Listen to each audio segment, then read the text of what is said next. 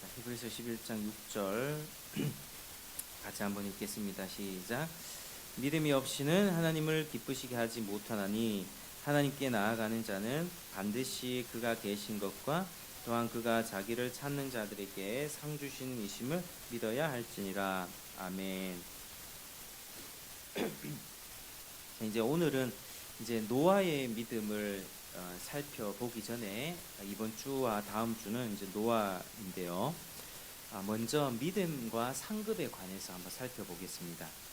자, 오늘 내용은 우선 하나님의 주권과 인간의 책임에 관한 이 성경적인 관점을 가져야만 바른 이해를 가질 수 있습니다. 하나님의 주권이냐 인간의 책임이냐, 이 문제는 기독교 역사상 계속해서 확실하게 잘 풀지 못하고 또 분명하게 뭔가 대답을 할 수 없는 아주 오묘한 주제입니다. 하나님의 주권, 인간의 책임 반반이냐, 그것도 아니고 하나님의 주권이 100이면 인간의 책임도 100이다. 이런 식으로 우리가 정리를 할 수 있는데, 하나님께서 주시는 은혜와 또 우리가 행하는 의로움 사이의 내용을 이해하지 못하면 다음과 같은 질문이 생길 수 있습니다. 하나님은 자기를 부지런히 찾는 자들에게 상 주시는 이신이라 할 때에 그 상이, 받게 되는 상이 순전한 은혜로만 구성되는 것인지 아니면 자기 행위가 들어간 것은 아닌지, 이런 의문점이 생기죠. 만약에 이제 노아의 경우를 생각하면 행위로 말미암는 구원을 가르친 게 아닌지, 노아가 이제 의의 상속자가 되었다고 하는데 그것은 그가 순종하여 드린 땀으로써 얻어진 게 아닌지, 이런 의문들이 생길 수 있습니다. 그래서 우리는 하나님의 그런 주권적인 은혜와 사람의 의로운 행위를 잘 분별해야 이해를 가질 수 있고, 또 오늘은 그 부분에 대해서 살펴보겠습니다. 자, 우선은 6절에 믿음이 없이는 하나님을 기쁘시게 하지 못하나니, 이렇게 말씀합니다. 그러니까 믿음이 없이는 하나님을 기쁘시게 하지 못한다라고 하는 것은 무엇을 나타낸다고 설명드렸습니까? 한번 따라하시겠습니다. 사람의 전적 부패. 시작. 사람의 전적 부패. 사람이 얼마나 부패했냐면 전적으로 total depravity, 완전히 부패했으므로 자신의 생각과 방식대로 하나님을 섬긴다고 하는 것은 아무리 열심히 있는 모양이라 할지라도 하나님이 받지 않으십니다. 아무리 인간적인 관점에서 저 사람 정말 열심히 하는 사람이야, 저 사람 정말 자기 물질 털어내고 정말 특심이야 라고 한다 할지라도 그 사람이 믿음으로 하지 않았다면 하나님이 받지 않으신다는 것이죠. 심지어 믿음으로 하지 않는 것은 죄이며 하나님의 진노만 살 뿐입니다. 자기는 자기 방식대로 한 것이죠. 하나님이 정해주신 방식대로 하지 않았기에 도리어 그게 자기 의가 되어서 하나님 앞에 진노만 받을 뿐입니다. 자, 이어서 하나님께 나아가는 자는 이렇게 얘기합니다. 하나님께 나아가는 자. 자, 아더핑크는 하나님께 나아가는 자, 하나님께 나아가는 것에는 삼중적인 요소가 있다고 말하는데, 자, 첫 번째는요, 처음 하나님께 회심하는 것입니다. 내가 최초에 어떤 이제 복음을 여러 번 들으면서 이제 어느 순간에 내가 회심하게 됩니다. 그 전에 잘 들리지 않던 말씀이 들리기 시작하고, 내가 죄를 회개하고 하나님을 믿어야겠다, 예수를 믿어야겠다. 처음으로 거듭남의 표징이 보일 때 그 회심, 처음에 하나님께 나아가는 것을 뜻하고요. 두 번째는 거듭난 이후로, 회심한 이후로 계속해서 그리스도인의 삶을 통해서 하나님께 지속적으로 나아가는 것을 뜻합니다. 자, 세 번째는 궁극적으로 하나님께 나아가는 것인데, 이것은 신자가 죽을 때 혹은 예수님이 재림하실 때 이제 하나님 품에 영원한 안식에 안기게 되는 것을 뜻하죠. 그리고 그래서 이 세 가지는 회심과 지속적인 신앙생활과 우리가 최후의 안식, 영원한 안식에 들어가는 것, 이런 요소가 있습니다. 자, 하나님께 나아간다는 것은 무슨 뜻이 있습니까? 하나님과의 교제를 추구하고 누리는 것입니다. 하나님의 은총을 잊고 싶은 소원을 말합니다. 그래서 이 세상에 살 때 다른 것 구하는 것이 아니라 하나님의 은총과 복락을 구하고 또 오는 세상에서 하나님이 주시는 구원에 참여하는 자가 되기를 바란다는 뜻입니다. 그게 하나님 앞에 나아가는 것이죠. 그 그리스도 안에서 그리스도로 말미암아 그 마음이 하나님 앞에 한 걸음 한 걸음씩 더 가까이 가는 것입니다. 자, 그런데요, 의식적으로 하나님 앞에 나아가기 위해서는 우리 편에서 해야 될 일이 있습니다. 그게 먼저는 하나님을 부지런히 찾아야만 합니다. 부지런히 찾아야만 하죠. 그런데 문제가 있습니다. 어떠한 사람도 자기들의 타락을 의식하지 않고서는 하나님께 나아가지 않는다는 것입니다. 이 사람의 마음은요, 아담과 하와가 타락했을 때도 즉각적으로 수치와 부끄러움, 관계의 파괴가 일어났을 때 그 부끄러움을 뭘로 가렸습니까? 무화과 나무 잎으로 가렸지 않습니까? 그 시들어 말라버릴 별로 효력이 없는, 효과가 없는 그 나뭇잎으로 가렸습니다. 그런 것처럼 우리 사람의 이 죄인들의 심성에는 자기 의로서, 자기의 어떤 행위로서 하나님 앞에 인정받으려고 하는 그런 마음들이 있습니다. 사람과의 관계에서도 마찬가지입니다. 자기의 깊은 죄악성을 숨기고 그저 겉으로 포장해서 그냥 괜찮다라고 그렇게 생각하는 것이죠. 그래서 이 자꾸 가리는 것은요, 죄의 심각한 어떤 참혹한 실상을 잘 보지를 못합니다. 그래서 진정으로 하나님을 추구하지 않는 것이죠. 그래서 성령께서는 먼저 하시는 작업이 있습니다.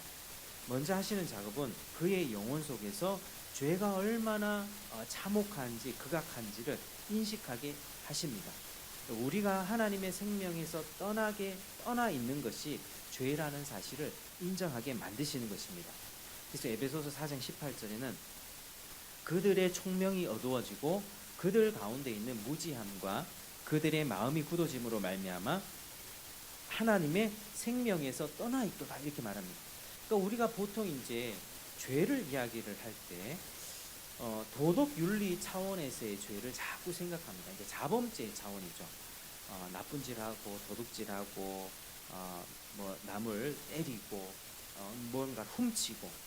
그런데요, 성령께서는 하나님 앞에 진정으로 나아가게 하려고 먼저는 이 죄가 도덕 윤리 차원에서가 아닌 하나님과의 관계 차원에서 죄를 인식하게 하십니다.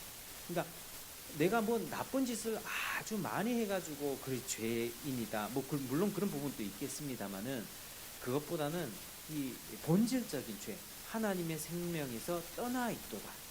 내가 아버지 집을 떠나 있구나. 모든 부요함과 충만한 축복들이 아버지로부터 내려오는데 내가 아버지 집을 배신하고 내가 가출 청소년처럼 아버지 집을 뛰쳐나가버린 생명에서 떠나 있는 상태구나. 하나님과의 관계의 끈이 끊어져 있구나. 하나님과의 그런 가족 관계가 파괴되어 있구나 라는 것을 먼저 인식하게끔 성령님이 사전 작업을 하시는 것입니다. 그래서 탕자가 스스로 돌이켜 이렇게 고백합니다. 내가 하늘과 아버지께 죄를 얻었나이다 라고 이렇게 이제 고백을 하게 되는데, 그 고백을 통해서 아버지 집으로 돌아오게 위해서는 자신의 상태를 인식해야 되는 것이죠. 그래서 내가 자기는, 그러니까 모범적으로 산 인생들은 자꾸 도덕 윤리적인 관점으로만 이야기하면 나는 이렇게 오래 살면서 남한테 피해 한 번도 안 끼쳤는데 법 없이 살 사람이라는 소리 들었는데 내가 다른 사람은 뭐 바람 피고 나쁜 짓 하고 다녔지만 나는 가정 잘 지켰잖아. 그러니까 자꾸 다른 사람 그 도덕적으로 윤리적으로 나쁜 사람과 비교해서 나는 괜찮다라고만 자꾸 인식을 하게 됩니다. 근데 성령님께서는 그것도 죄이지만 그 죄의 열매의 모습이고 그 죄의 본질인 하나님의 생명에서 떠나 있다. 그리고 죄가 크든 작든 아버지의 마음에 상처를 줬다는 그것을 먼저 깨닫게 하십니다. 그래서 죄는 본질적으로 관계입니다. 상태입니다. 상태.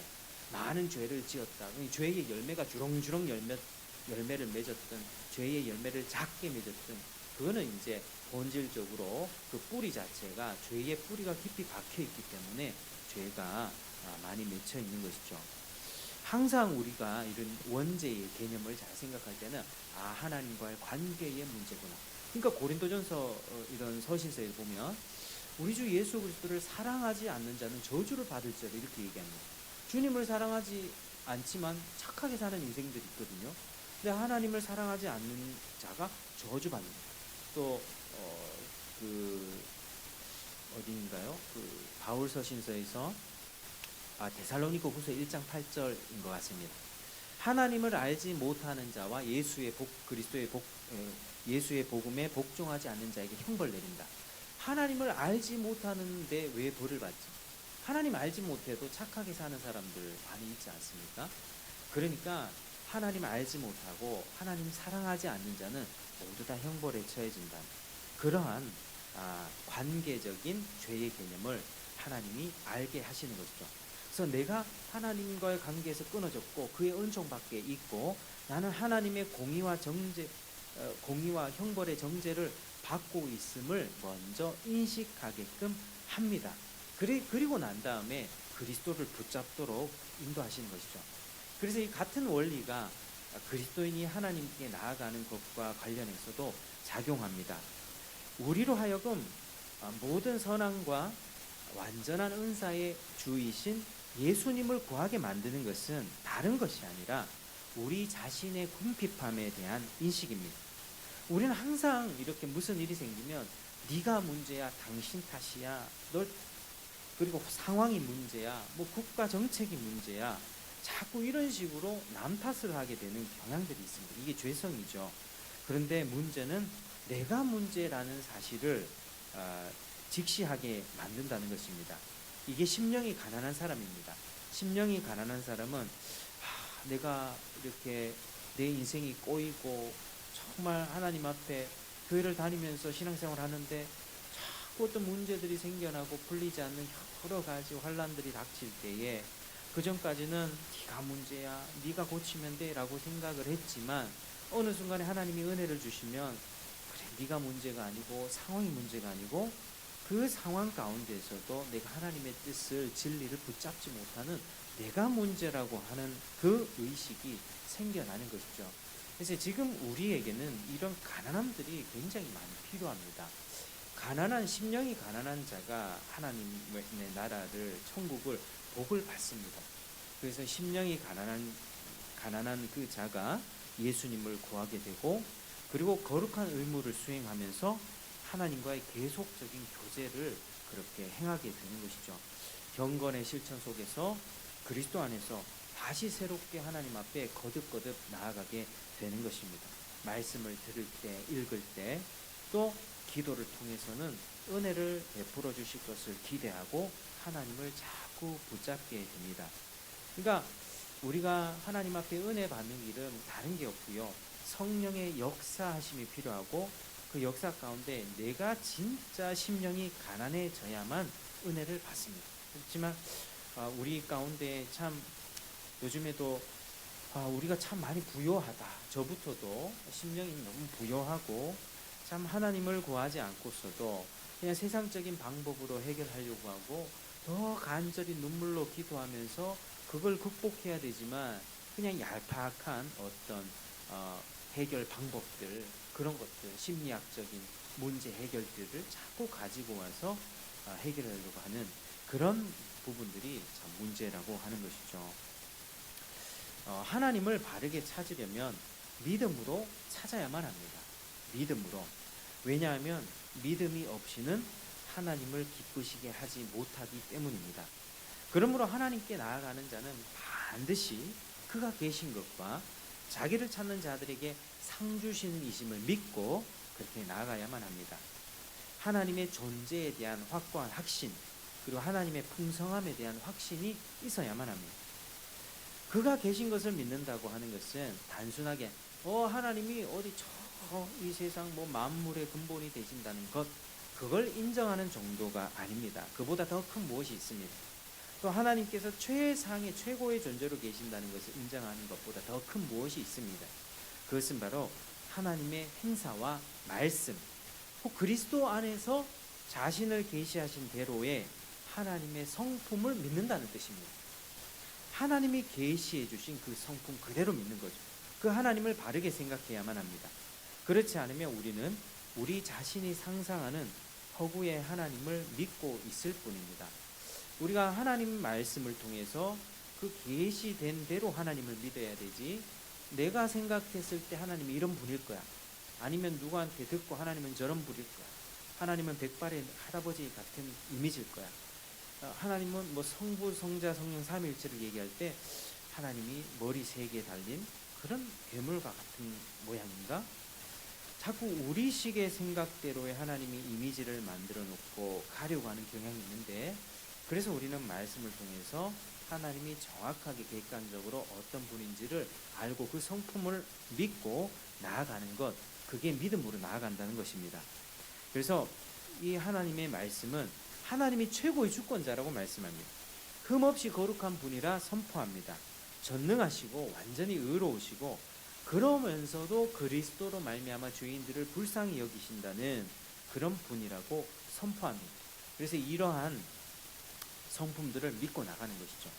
그래서 믿음은 성경에서 계시한 하나님의 존재, 성품에 따라서 그분께 나아갈 뿐만 아니라 특별하게 그분의 의로우심을 붙잡는 것이죠. 그래서 그분은 상 주시는 이시라는 사실을 붙잡는 것입니다. 자, 하나님이 복음을 통해서 스스로 제안하신 대로 죄인들을 향해서 모든 일을 행사하실 것을 마음으로 이해하고 있는 것입니다. 탕자가 아버지께 돌아가려고 했던 행동은 아버지의 그 성품에 대한 인식이 있었습니다. 아버지의 자비로움, 아버지 집은 풍요롭고, 내가 아버지께 돌아가면 내 이 비참한 상황에서 아버지께서 내가 죄를 지었다 고백하면 아버지께서 받아주실 것이야. 아버지에 대한 자비에 대한 인식이 있었다는 것이죠. 그래서 하나님의 약속을 붙잡는 것은 지금 내 형편에 뭐 상관없이 내가 뭐 죄를 많이 지었든 아니면 모범적으로 살았든 그게 문제가 아니라 아버지의 자비로우심을 바라보며 그러한 인식 가운데 하나님이 나를 받아주실 것이다 라는 사실을 믿고 나아가는 것입니다. 그래서 이런 인식이 성령께서 각성해 주시는 것입니다. 성령의 각성의 결과로 일어나는 일들이죠. 그래서 하나님께서 우리에게 베풀어 주시는 상과 축복을 누리게 하시는데 우리 편에서 해야 할 일들이 있는 것이죠. 하나님은 아무에게나 상을 주시는 게 아닙니다. 하나님은 열심히 찾는 자들에게만 상을 주십니다. 예레미야 29장 23절에 너희가 전심으로 나를 찾고 찾으면 나를 만나리라. 이게 하나님의 약속이거든요. 전심으로 찾고 찾으면 나를 만나리라. 그러니까 우리가 이렇게 청소년 시절 이렇게 거쳐오면서 제가 중고등학교 신앙생활 할 때 수련회 같이 데리고 간 친구들이 있는데요. 잘 이렇게 신앙생활 부모 믿지 않고 그냥 교회 이렇게 몇 번 다니다가 신앙생활 했는데 수련회 가면 그 친구들은 꼭 방언을 받는 거예요. 쉽게 받더라고요. 근데 저 같은 경우는 방언이 굉장히 잘 주어지지 않았어요. 하면 달라고 그래도 하나님 주지 않으시고. 그런데 참 그런 걸 느꼈습니다. 그 시간이 흐르니까 쉽게 받은 사람들은 그걸 또 쉽게 버립니다. 그냥 그걸 가볍게 여기고 나중에는 신앙생활 안 하게 되더라고요. 그러니까 하나님 정말 하나님 살아계신지 아닌지 보여주십시오. 오랜 세월 고민하고 내가 근심하고 하나님 앞에 기도해서 어느 날 믿음이 딱 생긴 사람은 이게 오래 갑니다. 저 같은 경우도 이제 뭐 드라마 같은 뭐 극적인 어떤 회심이나 갑자기 뭐 탕자가 변해가지고 막 다른 사람이 되고 이런 거는 아니었지만 오랫동안 고민을 했어요. 하나님 계신가 안 계신가 이런 한 10년 이상의 기간 동안 계속 그런 고민을 하다가 주님이 살아계시다는 사실도 깨닫게 되고 믿음이 이렇게 가랑비 젓듯이 점차 생겨나게 되니까 이게 뭐 시련과 유혹이 와도 뭐 잠시 믿음의 좌절이 있겠지만 하나님을 영 떠나버리는 그런 일들은 잘 생기지가 않더라고요. 그래서 이제 청교도의 그런 설교들에서도 항상 그런 것들을 강조합니다. 은혜를 쉽게 받지 마라. 은혜는 어렵게 받아야 돼요. 내가 간절히 구하고 찾고 하나님은 오늘 은혜 주시지 않으면 하나님 오늘 은혜 주시지 않으면 차라리 날 죽여주십시오 라고 하는 우리 신앙의 선배들, 기도원 가서 정말 소나무 뿌리 하나 붙잡고 오늘 응답해 주지 않으면 야곱이 그랬지 않습니까? 야곱이 나에게 복 주지 않으면 당신을 가게 하지 않겠습니다. 천사와 씨름하던 그 어떤 신앙의 선배들의 그런 것들을 굉장히 강조했습니다. 하나님을 간절히 찾으라고 하는 것이죠. 그러니까 부지런히 자기를 찾는다고 하는 것은 자기를 부인하고 자기 굴레에서 빠져나와서 우리의 통치자로서 하나님을 인정하는 것입니다. 하나님만을 우리의 만족스러운 분깃으로 여기는 것입니다. 그래서 하나님을 부지런히 찾는다는 것은 간절하게 전심으로 열심히 지치지 않고 끝까지 찾는 것을 뜻합니다. 역대하 15장 15절에 아사 왕 때 종교개혁이 일어나는데 그때 백성들이 하나님 앞에 나아가기를 맹세합니다. 그때 이런 말씀을 합니다. 온 유다가 이 맹세를 기뻐한지라 무리가 마음을 다하고 맹세하고 뜻을 다하여 여호와를 찾았으므로 여호와께서도 그들을 만나 주시고 그들의 사방에 평안을 주셨더라. 이렇게 말씀합니다. 그러니까 그들이 하나님과 언약을 맺고 기쁨으로 하나님을 찾았을 때, 전심으로 찾았을 때 하나님이 만나 주셨다. 그러니까 하나님이 인격적인 분이시거든요. 뭐 하나님 뭐 만나 주시든 안 만나 주시든 나는 지금 생활이 편해 이러면 그 사람은 절대 못 만납니다. 내가 간절해야만 합니다. 지속적으로 선포되는 복음을 통해서 오랫동안 모태신앙으로 교회를 다니며 계속해서 말씀 듣던 사람이 고민이 있어야만 합니다. 성령이 주시는 근심이 내가 정말 거듭났는가? 내가 지옥 가는 건 아닌가? 나는 진짜 참된 신자가 맞는가? 이러다가 주님 만나면 어떻게 되지? 이런 심각한 영혼의 근심이 있은 다음에 그 근심이 기도의 자리로 몰아가고 그 기도의 오랜 기간 기도를 통해서 하나님이 만나 주실 때 그 믿음은 진국 같은 믿음이 되고 하나님만을 만족스러운 분깃으로 여기면서 지속적으로 하나님과의 관계를 갖고 갈 수 있는 그런 신앙이 될 수 있다는 것이죠. 그런데 하나님께서는요 그렇게 부지런히 자신을 찾는 자들에게 어떤 상을 베풀어 주십니까? 그 상은 하나님이 세우신 중보자를 통해서 자신의 모습을 은혜롭게 드러내시는 상을 주십니다. 하나님을 맛보게 해주시는 것이죠.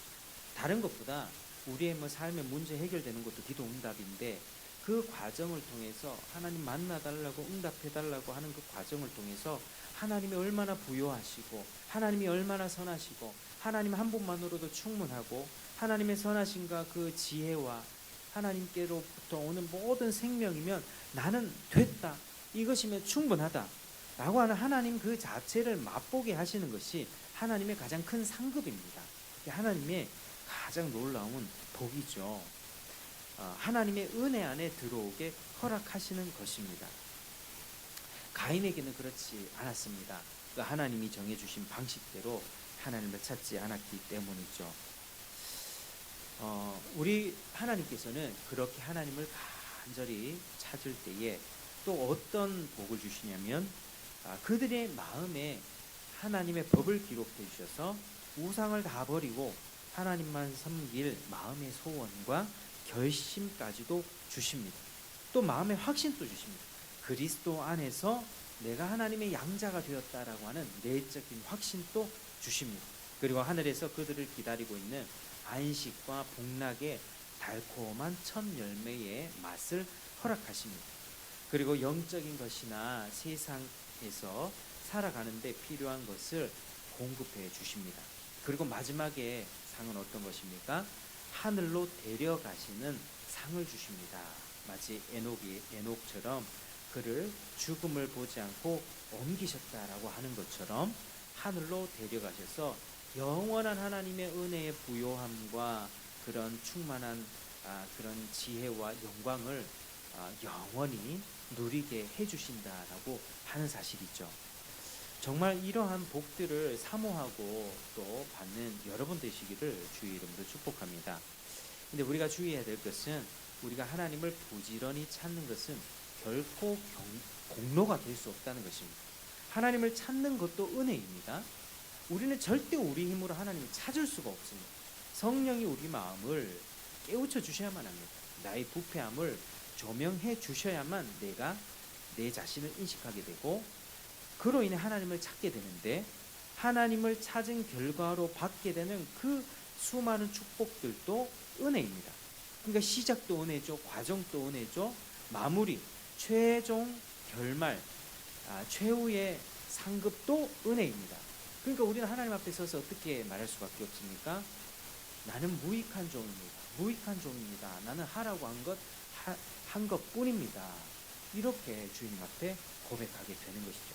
하나님은 무한한 은혜의 하나님이시라 하나님이 시작하셨고 하나님 그 과정을 진행하셨으며 그 최후의 상급을 허락해 주셨을 때에 그 상급을 우리의 공로로 쳐주시는 그런 은혜까지도 하나님이 베풀어 주시는 것이죠. 야, 모든 건 내가 했잖아.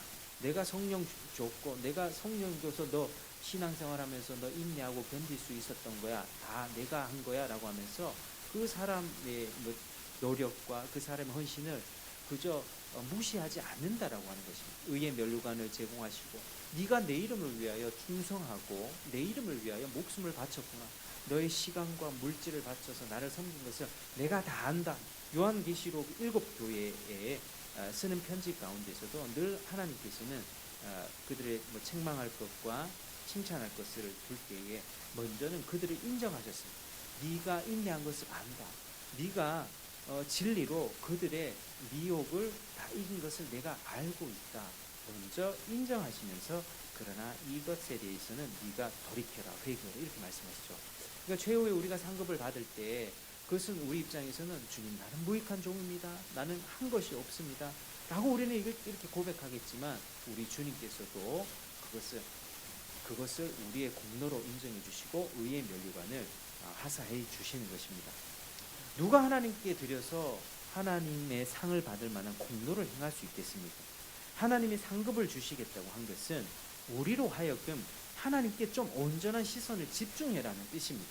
하나님께 나오라는 적극적인 초청입니다. 네 노력으로 그 상 받아낼 수 있다. 원인과 결과를 딱 이야기하는 것이 아니라 제발 나에게로 좀 나오너라. 하나님의 간절한 손길이죠. 자, 그러므로 우리는 어떻게 살아야 되겠습니까? 부지런하게 하나님을 찾아야만 합니다. 은혜 받은 자의 모습이 그러합니다. 우리는 게으름과 방종에 빠진 자들에게 하늘의 은총이 주어지지 않는다는 것을 기억해야만 합니다. 누가 은혜를 받습니까? 집에서 가만히 앉아있는 사람이 은혜를 받습니까? 자기 피곤한 몸을 이끌고 내 시간을 희생하고 대가를 지불하면서 교회를 찾고 골방의 시간을 마련하고 하나님 말씀을 펼치고 주님께 기도하면서 은혜를 구한 그 사람에게 하나님이 은혜를 주십니다. 그러니까 하나님이 쉽게 주시는 것이 아니라 하나님이 애태우게 하시는 그 과정을 통해서 하나님이 은혜를 주십니다. 그러니까 어떻게 살아야 되겠습니까? 내 것을 대가를 지불하고 내가 좋아하는 것, 내가 하고 싶어 했던 것을 내려놓고 하나님 앞에 나아가려고 하는 그 적극적인 태도가 필요하다라고 하는 것이죠. 그래서 우리는 하나님의 은혜로 하나님을 찾으려는 마음이 생겼다면 우리는 그 은혜를 바탕으로 부지런히 주님을 찾고 구해야만 합니다. 구하지 않는 모습이 왜 그런지 아십니까? 마음이 부여하기 때문이에요. 하나님 한 분만으로가 아닌 다른 것들로 만족이 되는 겁니다. 건강도 이 정도면 괜찮고 뭐 직장도 이 정도면 괜찮고 뭐 자식도 뭐 이 정도면 뭐 평균 이상이고 뭐 나쁘지 않다는 부요함에 젖어들어 있는 것입니다. 자신이 정말 가난하고 궁핍하고 주님 절대적으로 주님 도와주시지 않으면 주님이 역사하지 않으면 나는 살아갈 수가 없습니다. 내 인생 의미가 없습니다. 이 지경까지 내려가야만 합니다. 그래서 하나님이 우리를 사랑하시기 때문에 우리의 인생 가운데 정말 어려운 바닥을 치게 하시는 것이죠. 하나님 맛보게 해주려고. 그래서 우리 심령이 하나님 앞에 부요한 심령이 아니라 가난한 심령이 되시기를 주의 이름으로 축복합니다. 그럴 때 주님이 절대적이 필요하다는 그런 인식과 주님만이 참된 위로라는 사실을 절감하게 될 것입니다. 우리는 그럴 때 주님을 만나 뵐 수가 있습니다. 여러분, 우리는요 좁은 문으로 들어가기를 힘써야만 합니다.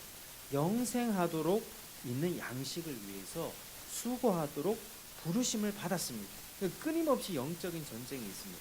그리고 그렇게 노력하는 자에게 부지런히 주님을 찾는 자들에게 주님은 무한한 상급을 베풀어 주십니다. 하나님을 섬길 때 또한 이런 상급을 바랄 수 있습니다. 하나님의 상급을 바라고 신앙생활을 하는 것이 뭔가 불순한 동기인 것처럼 그렇게 얘기를 하는 경우도 있는데 그렇지 않습니다. 하나님이 주실 의의 면류관과 그 상급을 기대하면서 그것이 자극이 되어서 하나님을 더 섬기는 그 모습, 그거 옳습니다. 그렇게 할 수 있습니다. 모세는 히브리서 11장 26절에 그리스도를 위하여 받는 수모를 애굽의 모든 부하보다 더 큰 재물로 여겼으니 이는 상주심을 바라봅니다. 모세가 왜 그런 어려운 길을 갔습니까? 상주심을 바라봤기 때문입니다. 주님의 영원한 무한하신 그 복락을 바라봤기 때문이죠. 그리고 이 상급은 마지막에 완성된 구원으로 주십니다.